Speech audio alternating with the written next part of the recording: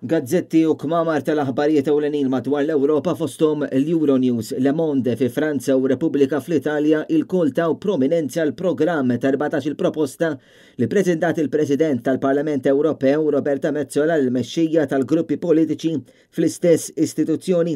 Il-proposti jintlaqgħu tajjeb mill-gruppi politiċi kollha għal il-ġurnal l-Iswar li ġie riflessu wkoll fil-ġurnali ewlenin l-oħra li żied li Roberta Metsola kisbet mandat mill-mexxejja tal-gruppi politiċi kollha biex tirriforma l-Parlament.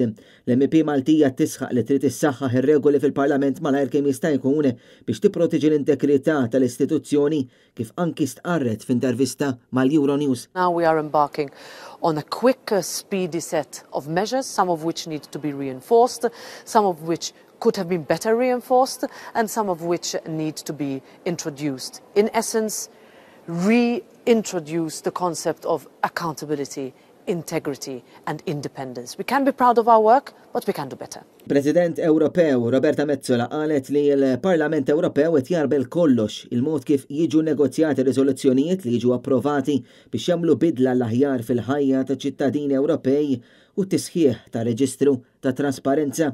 Mexxejja tal-gruppi politiċi fosthom tal-Partit Popolari Ewropew u tas-Soċjalisti laqgħu il-proposti imresqa mill-President Metsola b'tal-aħħar ġiet kwota ta' tajt minn ġurnali fosthom il-Politico li dan huwa pass fid-direzzjoni tajba u li wieħed irid jibqa' jibni fuqu kif fuq kollox tqarret il-kelliema ta' Soċjalisti waqt konferenza tal-aħbarijiet nhar il-ġimgħa.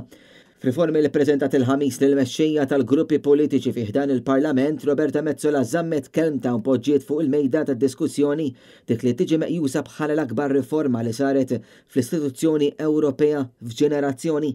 It-tibdil inkludi aktar trasparenza dwar dak li jkunu qed jagħmlu l-MEPs fosthom min jiltaqgħu żjarat lejn pajjiżi terzi u x'inhuma raġunijiet għaż-żjarat, il-projbizzjoni ta' qdiet mhux uffiċjali li jiffurmaw l-MEPs bejniethom ma' pajjiżi terzi kif ukoll dikjarazzjoni li għandhom jagħmlu l-politiċi qabel jieħdu f'idejhom lin-negozjar ta' liġi.